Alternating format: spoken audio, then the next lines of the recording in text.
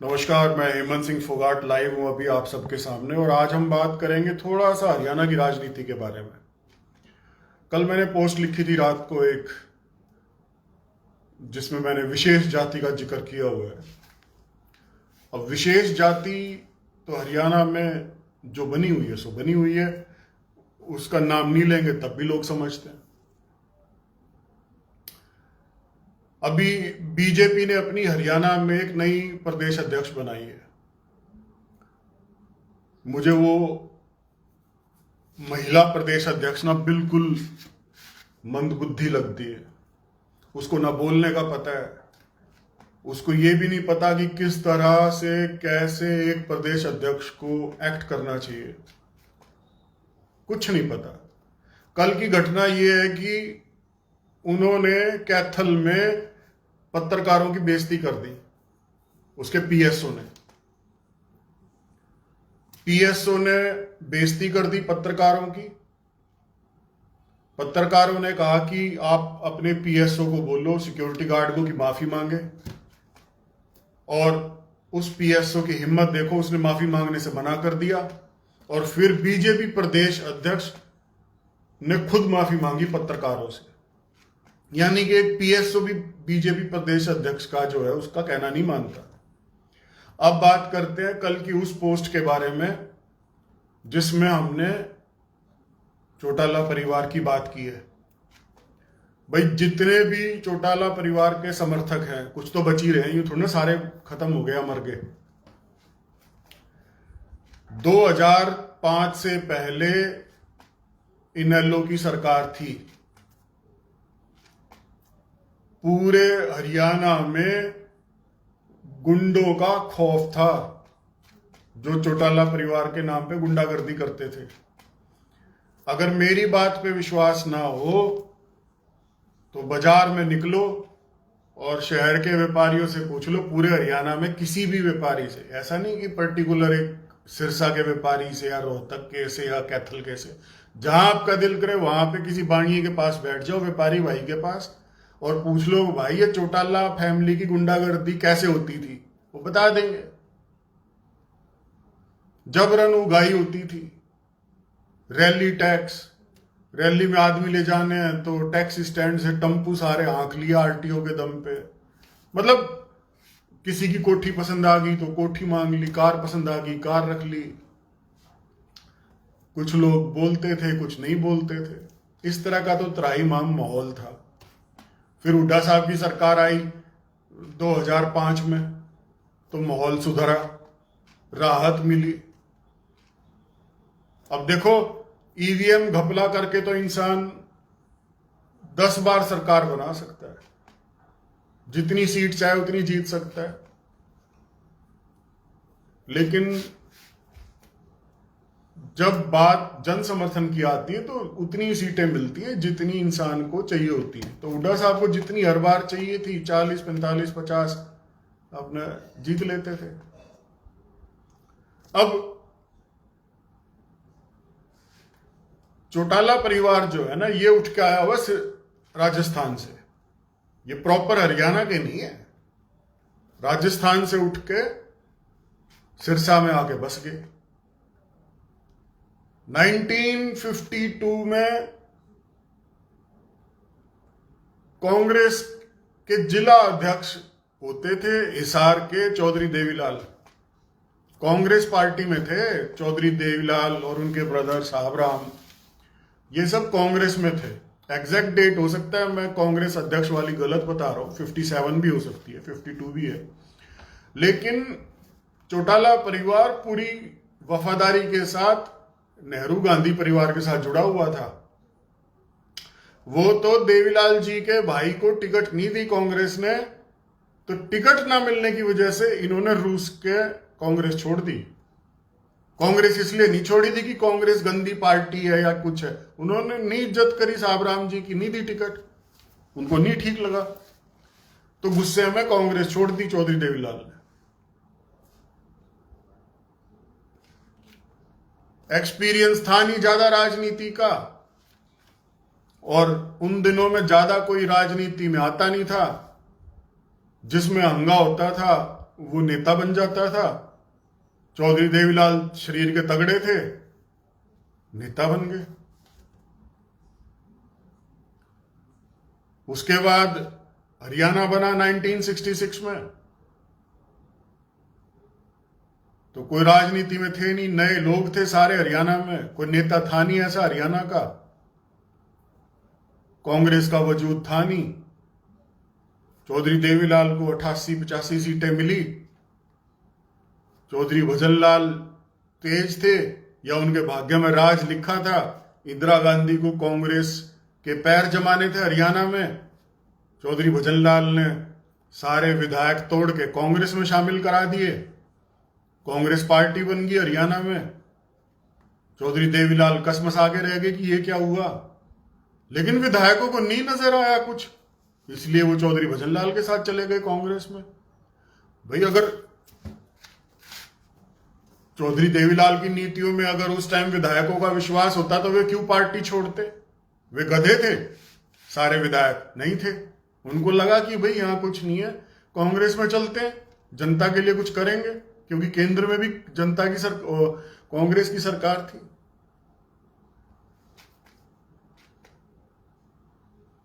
फिर शुरू हुई जाट नॉन जाट की राजनीति हरियाणा में। जब वो सारे विधायक टूट के कांग्रेस में चले गए चौधरी भजनलाल के कहने से, उस वक्त फिर हरियाणा में जाट नॉन जाट की राजनीति शुरू हुई।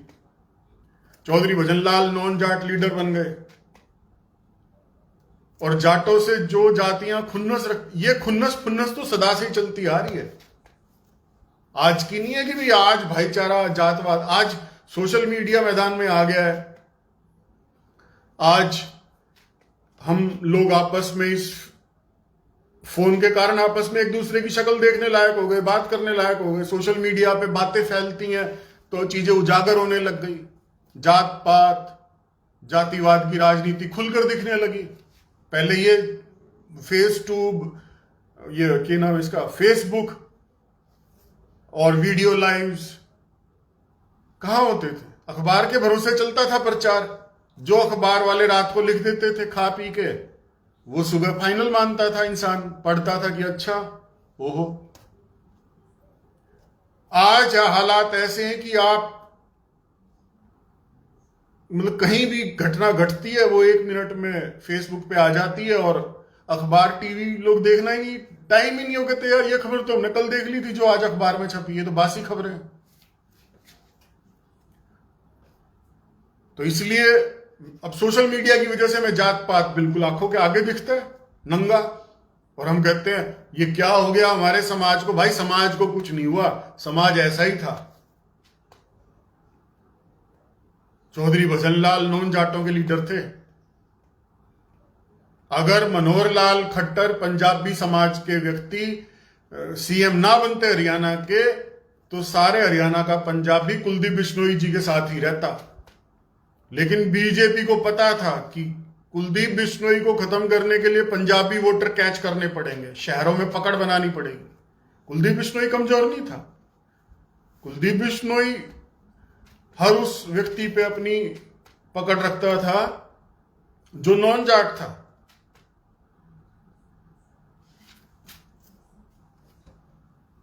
तो मनोहर लाल खट्टर जी को सीएम बनाया गया। पंजाबी समाज को पहली बार लगा कि हाँ हमें भी कुछ माना जा रहा है, हाँ पहली बार हमारा राज आया है। खुशी की लहर आई पंजाबी समाज में, और कुलदीप बिश्नोई का सारा वोट बैंक फुस। थोड़ा सा सैनी समाज के ऊपर कुलदीप बिश्नोई अपना प्रभाव दिखाने की कोशिश कर रहे थे। इस बार सैनी सीएम दे दिया, नायब सिंह सैनी को सीएम बना दिया। तो सैनी जो है हरियाणा का, वो भी गुड फीलिंग में, काम किसी का नहीं हो रहा पर गुड फीलिंग आ जाती है कि हमारे सैनी समाज से नायब सैनी सीएम बन गया। काम किसी सैनी समाज के व्यक्ति के नहीं हो रहे, लेकिन कुलदीप बिश्नोई को अंदर खाते कमजोर करना था। देख रहे हो विडंबना, एक व्यक्ति को बीजेपी में ले रखा है और उसी को कमजोर किया जा रहा है धड़ाधड़। किसी लायक नहीं छोड़ेंगे। जिस दिन मान लो कुलदीप बिश्नोई जी हताश होकर कांग्रेस वो बीजेपी छोड़ दे, तो इस लायक नहीं छोड़ेंगे कि कहीं अपना दबदबा बना सके। बिल्कुल रियलिटी बता रहा हूं। कोई नहीं बताएगा, टीवी वाला अखबार वाले को सबको डर लगता है, सब दिखते हैं रात को और वही लिखते हैं जो कहा जाता है, जिसके लिए दिया जाता है। मुझे तो कोई चवन्नी नहीं देता तो मैं तो सच बोलूंगा। तो भाई हालात आज ऐसे हैं कि जिस विशेष जाति का रोना रो रही है ना अर्चना गुप्ता, बीजेपी प्रदेश अध्यक्ष, उस विशेष जाति के साथ अत्याचार होता है तो रपट तक दर्ज नहीं करी जाती। सुंडावास वाला मामला हुआ था, कहां सुनवाई हुई सुनील कड़वासरा की? समाज को आगे आना पड़ा, तब जाके सरकार दबाव में आई। अब हिसार के सूर्यनगर में एक जितेंद्र कुंडू की हत्या कर रखी है एक ब्राह्मण ने, वो फरार है, उसको नहीं पकड़ रही पुलिस। तो किसान नेता राकेश टिकैत तक आके यूपी से बैठा हुआ है यहां हिसार में कि भाई इंसाफ दो जितेंद्र कुंडू को। इस तरह के तो हालात है। और हरियाणा की सरकार जो बनी हुई है ना, वो किसी वोट बैंक के दम पे नहीं बनी हुई। वो सब पता है सबको कि कैसे ईवीएम से खेल होता है। अभी लोग धीरे धीरे चिल्लाने लगे हैं देश में ईवीएम को लेके, लेकिन एक दिन ऐसा आएगा जब जैसे इस बार जंतर मंतर पे पेपर लीक को लेके धरना प्रदर्शन हुआ, उसी तरह का कोई क्रांतिकारी प्रदर्शन जंतर मंतर पे हो सकता है ईवीएम को लेके। वक्त लग सकता है। मैं ये नहीं कह रहा कि मोदी जी गलत काम कर रहे हैं, अच्छे काम कर रहे हैं, लेकिन आप केंद्र में बैठ के अच्छा काम कर रहे हो, लेकिन जो राज्यों की सरकार है वहां पे अपने आप को भविष्य के लिए स्ट्रांग करने के लिए आप सरकारों को लूट रहे हो, ऐसा मेरा मानना है। ये मेरा मानना है, किसी तथ्य या सबूत पे नहीं बोल रहे, मेरी अपनी सोच है, बता रहा हूं। अब चौटाला परिवार की बात चल रही है। अकेले जाट वोटरों के दम पर चौटाला परिवार कभी 36 से ऊपर नहीं जा पाया। जब चौटाला परिवार की फुल वो थी ना पॉपुलैरिटी 2000 से पहले, जब और कोई संकल्प ही नहीं था। अच्छा, जीवन कुंडू है क्या? मेरे को लगा जितेंद्र कुंडू है, शमशेर कुंडू जी बोल रहे हैं। तो शमशेर कुंडू जी, इंसाफ तो मिलना चाहिए ना जीवन कुंडू साहब को। 15 आदमियों ने मिलकर एक व्यक्ति को मार दिया, ये अच्छी बात है। इतनी बड़ी गुंडागर्दी शहर में। 10 दिन पहले दादरी में 30 गोलियां चल गई पुलिस थाने के सामने, और पुलिस थाने का संतरी देख रहा है कि मर्डर होने लग रहे हैं धड़ाधड़ 20 फुट की दूरी पे। उसने गोली नहीं चलाई अपनी राइफल से, वो फुद्दू था एक नंबर का, डर के अंदर छुप गया थाने में। 2-3 मारने वाले थे, 2 फायर मार देता वो गोली चलाने वाले, वैसे ही भाग जाते डर के। लेकिन नहीं,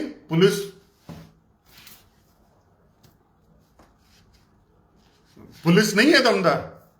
पुलिस थाने के सामने मर्डर हुए और वो अंदर भाग गया संतरी पिस्तौल लेके, नहीं तो एक फायर भी राइफल से मार देता, मुत जाते वहीं पे गोलियां चलाने वाले। पर जो भी है, तो मैं ये कह रहा था कि चौटाला परिवार की कभी हैसियत नहीं रही 36-38 सीट से ज्यादा की।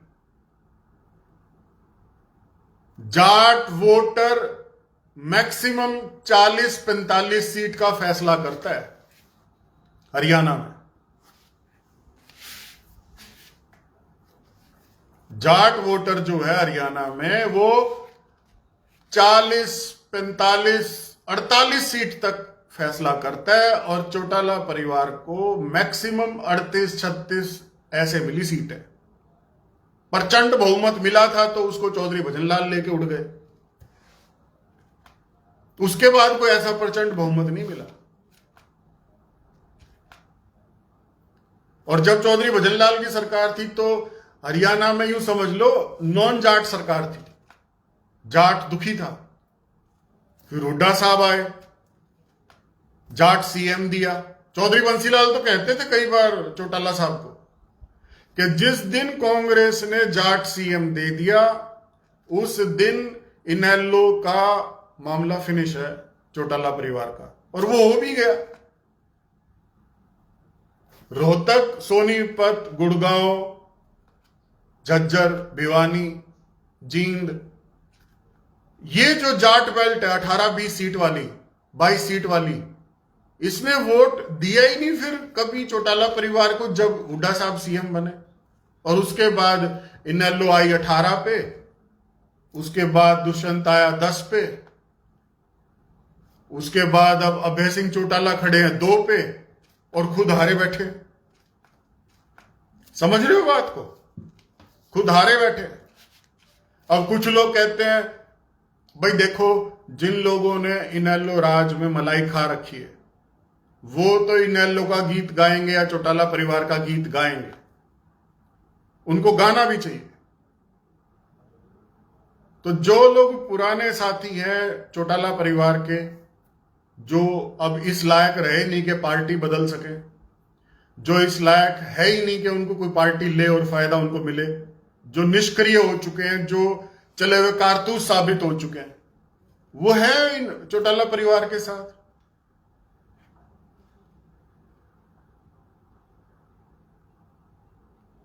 मैं जो भी अभय सिंह चौटाला की मेयर में बोलता है उससे एक चीज पूछना चाहता हूं कि कुछ लोग लिखते हैं कि जी अभय सिंह चौटाला जी ने तो बहुत बड़ा बलिदान दिया था, किसानों के लिए इस्तीफा दिया।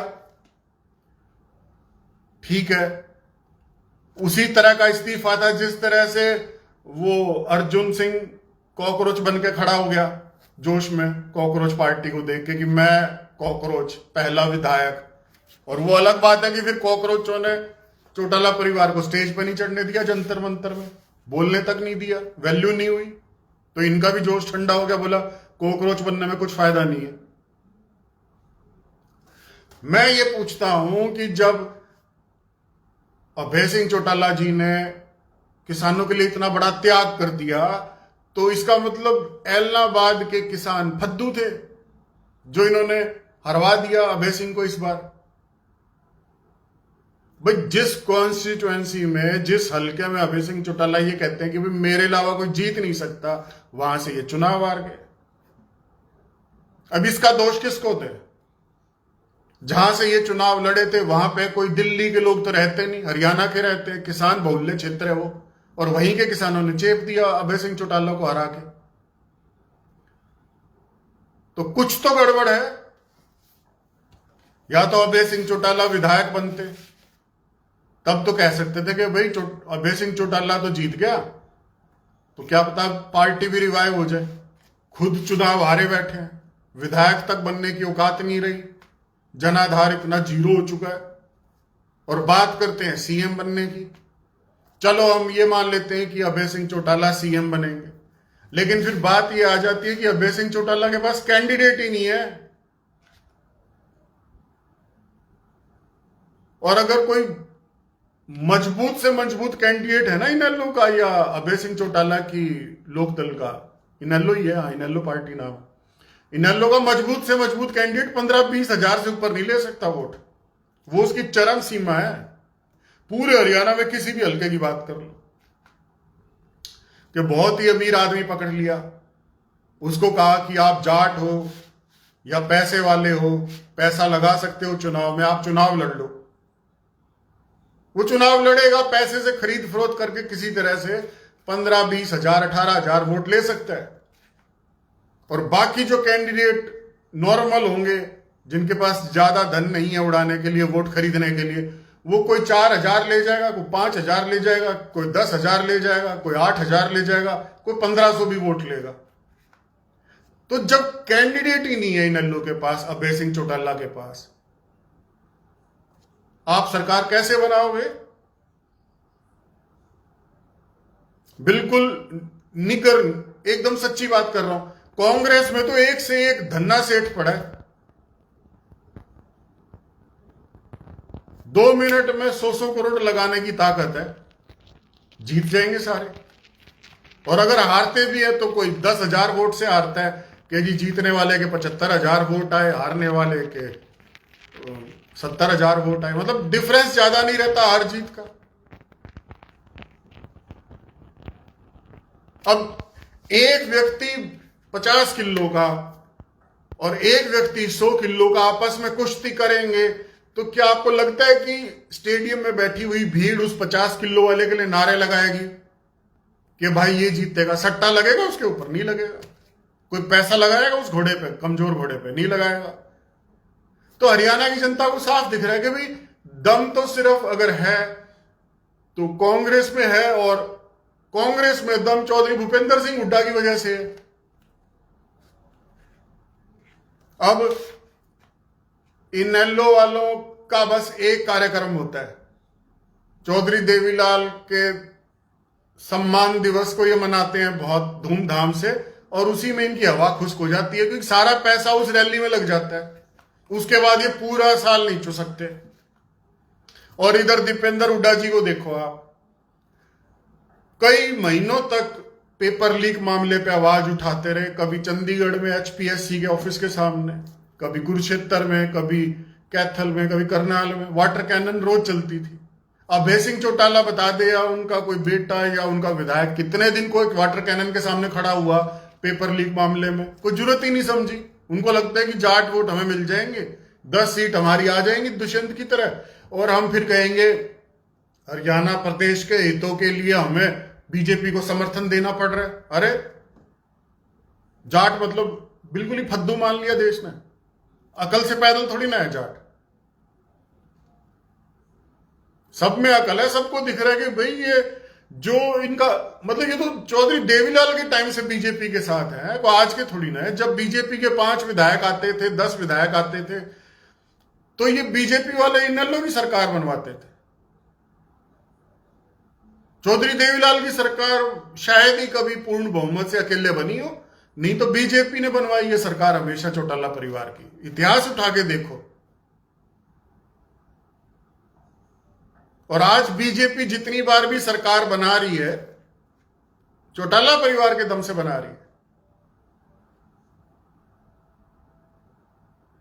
इनका तो सिस्टम ही एक है, अंधे से अंधे आदमी को दिखता है। मतलब कोई बिल्कुल ही फद्दू होगा कल से जो यूं कहेगा कि ना बीजेपी का और इनेलो का चौटाला परिवार का कोई चक्कर नहीं है।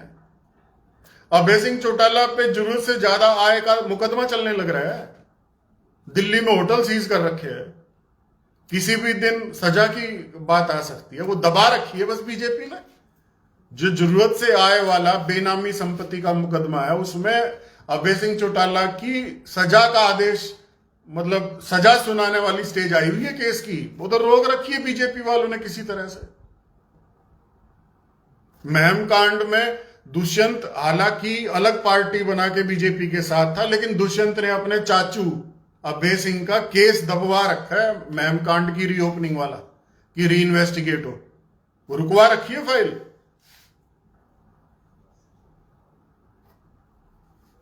तो भाई कौन सी दुनिया में जी रहे हो तुम? वो जाटड़ू काटड़ू वाली कहावत सिद्ध करनी है तो करो। जींद में कंडेला कांड हुआ, किसने करवाया था? सरेआम गोलियां मारी थी किसानों को। क्यों मारी गई थी? कभी किसी ने पूछा किसी से? क्योंकि इन्होंने लॉलीपॉप दे दिया हर एक किसान के मुंह में कि तुम्हारे बिजली के बिल माफ होंगे। और ये लॉलीपॉप क्यों दिया हरियाणा के किसान को? क्योंकि पंजाब में सुखबीर बादल के बाप ने सारे पंजाब के किसानों को लॉलीपॉप दिया कि सबके बिजली के बिल माफ करूंगा, और उसकी सरकार बन गई और उसने माफ कर दिए। तो इनको लगा कि तुम भी हरियाणा में बोल दो झूठ, अब बिजली के बिल माफ करेंगे 3600 करोड़ के, पता नहीं 1600 करोड़ के थे, सॉरी। इन्होंने लॉलीपॉप दे दिया पूरे हरियाणा को, क्या भाई तुम्हारे बिजली बिल माफ होंगे, कोई उगाई नहीं होगी। हरियाणा के किसानों ने और सब ने दे दिए वोट कि भाई चलो बिजली के बिल माफ हो जाएंगे। फिर इन्होंने देखा कि यार पैसा ही नहीं है हरियाणा सरकार के पास, माफ कहां से करेंगे, पलटी मार गए। किसान फिर कहां मानने वाले थे? जैसे अभी Tikri border, Shambhu border, Ghazipur border पे बैठे थे बहुत लंबे समय तक, ऐसे ही किसानों ने आंदोलन शुरू कर दिया। जींद के कंडेला वाले काबू नहीं आए और सरकार ने बेबस होकर गोलियों से मरवाए ओम प्रकाश चौटाला जी ने, इसी चौटाला परिवार ने, अभय सिंह जी के पिताजी ने। कह रहे ना कि हम तो बहुत पाक साफ है। कंडेला कांड करे बाद ऐसी हाय लगी, 20 साल हो गए, 25 साल सरकार नहीं आई। तो लोगों को लगता था कि कंडेला कांड करके अकल आ गई होगी, अब नहीं करेंगे ये गलत काम कुछ, लेकिन दुष्यंत ने फिर करा। कैसे भागते थे मारने के लिए हिसार में, कहीं भी जहां भी दुष्यंत आ जाता था लोग पीछे भागते थे, कब की बार नहीं छोड़ेंगे, मारेंगे, क्योंकि किसानों के साथ अत्याचार करवा रखा है। और जो जेजेपी पार्टी बनी थी वो जुगाड़ पार्टी थी। ये नारनौंद का कौन है, यो मोटा सा, यो राम कुमार गौतम। हाँ, ये राम कुमार गौतम तो ऐसी चीज है, जहां जिस पार्टी में जरूरत हो आदमी की वहां इसको खरीद के ले जाते हैं। सबसे भ्रष्ट आदमी है, इससे भ्रष्ट आदमी धरती पे नहीं। राम कुमार गौतम से भ्रष्ट आदमी धरती पे नहीं है। हर जगह बिकने के लिए तैयार है। इसको चाहे जेजेपी में ले जाओ, इसको चाहे इनेलो में ले जाओ, इसको चाहे कांग्रेस में ले गए थे, हुड्डा साहब समर्थन से बनाई थी सरकार, इसका भी समर्थन लिया हुआ था। सबसे बिकाऊ आइटम हरियाणा की राजनीति में आज की तारीख में कोई है तो वो राम कुमार गौतम है। हर जगह का गोबर खा रखा है इस आदमी ने, बीजेपी का भी, जेजेपी का भी, कांग्रेस का भी, निर्दलीय भी। खूब पैसा कमाता है दबा के, और फिर अगली बार फिर चुनाव जीत जाएगा। कि पैसे में ताकत होती है, जो ना वोट देता उसकी वोट ले ले पैसा। तो मैंने ये बात इसलिए बोली है कि देखो, आत्मा सो परमात्मा। अभय सिंह चौटाला एक अच्छा व्यक्ति हो सकता है, लेकिन उसके पास कैंडिडेट नहीं है। सबसे बड़ी बात, पूरे हरियाणा में 90 की 90 सीटों पे खड़े करने के लिए कैंडिडेट नहीं है।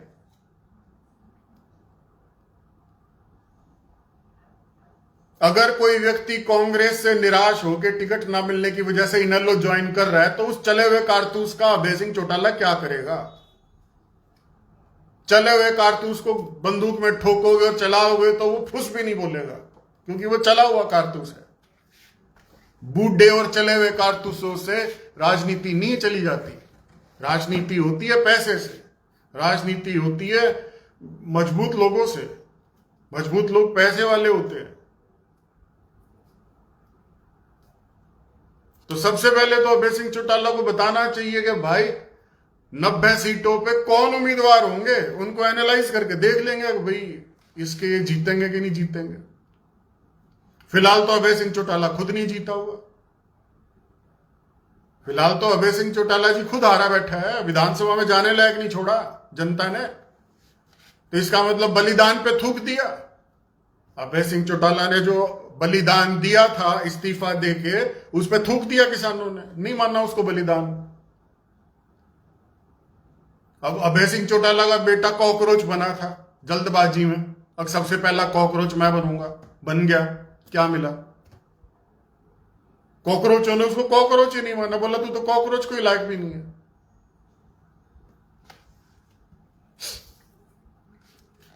और जो पीछे की छवि है ना चौटाला परिवार की, मुझे नहीं लगता वो इनको जीतने देगी। कोई पंजाबी वोट देगा इन्हें लोग? नहीं देगा। कोई बाणिया वोट देगा? नहीं देगा। कोई जाट देगा? नहीं देगा।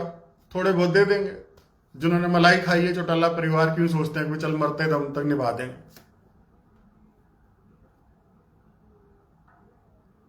तो भाई मैंने जो कहना था कह दिया। हम किसी इंसान के विरोध में नहीं है, हम तो एक हालात बता रहे हैं कि रियलिटी क्या है।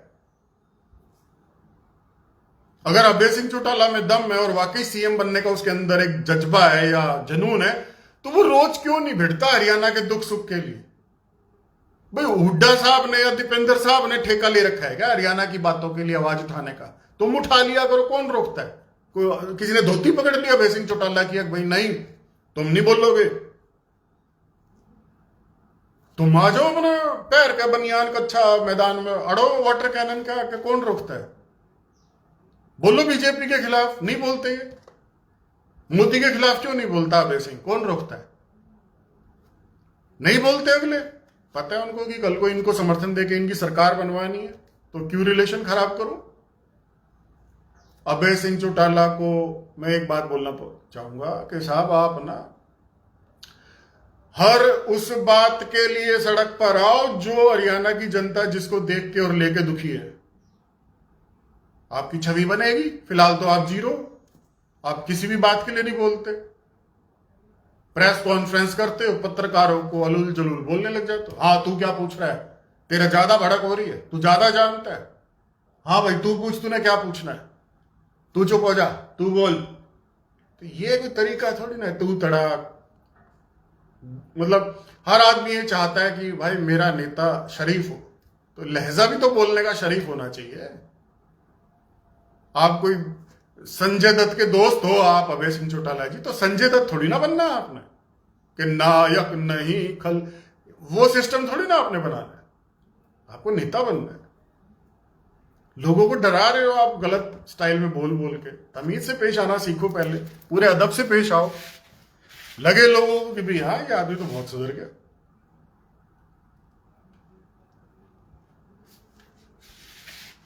तो मुझे किसी भी पॉइंट से दम नहीं दिखता है इन नल्लों में। मुझे चौटाला परिवार अगले 100 साल तक मुख्यमंत्री पद पे आता हुआ नहीं दिख रहा है। मुझे 100 साल तक यही दिख रहा है कि ये अगर 1-2 सीट लाने में कामयाब हो भी गए तो ये बीजेपी गोद में जाके बैठ जाएंगे। बोला चुच्ची चूंगनी है तो बीजेपी की। तो इसलिए इनकी स्टोरी फ्लॉप है। कुछ दुष्यंत ने ठप्पे ऐसे लगवा दिए बढ़िया वाले चारों तरफ, अब हिम्मत नहीं है गांव में जाके यूं हिल्ला मारते हैं कि हम हैं किसानों के पैरवीकार। और हुड्डा साहब को या दीपेंद्र को रोने से उनका भाग्य रुक थोड़ी ना जाएगा। उनका भाग्य वे खुद बनाने लग रहे हैं। हुड्डा साहब की कितनी उम्र हो गई, पर हर रोज किसी ना किसी जिले में प्रेस कॉन्फ्रेंस हो रही होती है। अभय सिंह चौटाला कितने जिलों में जाता है हर रोज, हुड्डा साहब तो हर रोज 2-3 जिलों में घूम के अपने घर आ जाता है। उम्र देखो और उनका जज्बा देखो, हिम्मत नहीं छोड़ रहे। दीपेंद्र सिंह हुड्डा एक आम कार्यकर्ता की तरह वाटर कैनन के भिड़ गए। दीपेंद्र सिंह हुड्डा की वो जो राहुल गांधी आजकल दिखाता है, देखो आंख फोड़ दी, यहां पे पैलेट गन मार दी। दीपेंद्र हुड्डा जी तो कभी नहीं घबराया, हमेशा वाटर कैनन के आगे हट जाता है। कार्यकर्ता बाद में, पहले दीपेंद्र हुड्डा की छाती पाड़ के खड़ा हो जाता है, ले भाई मार वाटर कैनन, असली मार के, मतलब असली है, 1 नंबर के, घबराते नहीं। और दुनिया देखती है। तो उस जज्बे को हरियाणा की जनता सलाम ठोके कि हाँ दीपेंद्र साहब आप वाकई शेर दिल आदमी हो। आप अड़ जाते हो वाटर कैनन के आगे भूखे प्यासे, मतलब एक दिखता नहीं है सर, मेरे बोलने से क्या होता है। दुनिया देख रही है कि भाई हाँ, एक व्यक्ति दीपेंद्र हुड्डा साहब भिड़ रहे हैं लोगों से, अन्याय के खिलाफ आवाज उठा रहा है बेशरम होके। कोई किसी की शर्म नहीं, कोई ताकत नहीं जो रोक ले। आप कितनी बार अड़ते हो वाटर कैनन से, बताओ। एक फोटो दिखाओ आपकी, आप कभी हरियाणा के हितों के लिए बीजेपी सरकार से भिड़ गए। बैरिकेड कूदो दीपेंद्र हुड्डा जी की तरह। एक तो बैरिकेड कूद के दिखाओ चौटाला साहब, तब बनेगी बात। ऐसे घर बैठ के हाउ हाउ करने से ना तो जनता प्रभावित होने वाली है, ना सत्ता पक्ष आपसे घबराने वाला है। बाकी मैंने सब कुछ बोल दिया। और भाई मैं सबको एक ही बात बोलता हूं न्यूट्रल होकर, जो जनता के लिए संघर्ष करे, जो बैरिकेड कूदे जनता के लिए, दुख सुख दुख के लिए, जो वाटर कैनन के सामने दीपेंद्र हुड्डा जी की तरह अड़ जाए, उसको वोट तो मैं नहीं कहता हुड्डा साहब को दो या दीपेंद्र को दे दो जिसको देना है, पर उस व्यक्ति को दो जो आपके सुख दुख के लिए अड़ता है। ऐसे थोड़ी ना क्लेम हो जाता है। अब मैं घर बैठा फेसबुक लाइव कर रहा हूं, तो मैं थोड़ी ना कह सकता हूं कि मुझे वोट दो। किस लिए दो भाई? 250 रुपए का रिचार्ज करा के एक फेसबुक पे बैंडने वाले को कौन वोट देगा? वोट उसे मिलती है जो जनता के लिए सड़क पे खड़ा होकर संघर्ष करता है, वाटर कैनन अपनी छाती पे झेलता है, कभी दिल्ली की तरफ संघर्ष के लिए दौड़ता है, कभी, अरे मुझे ज्यादा बोलने की जरूरत नहीं है। और वो जाट अव्वल दर्जे का फुद्दू है जो 3 बार बीजेपी की लात खा के भी नहीं अकल आई। महाफुद्दू जाट है वो असली। रखता हूं मैं। बड़े बड़े नेता आ गए, संपत खटक जी, धनराज चौधरी जी, शमशेर कुंडू। जय हिंद, थैंक यू।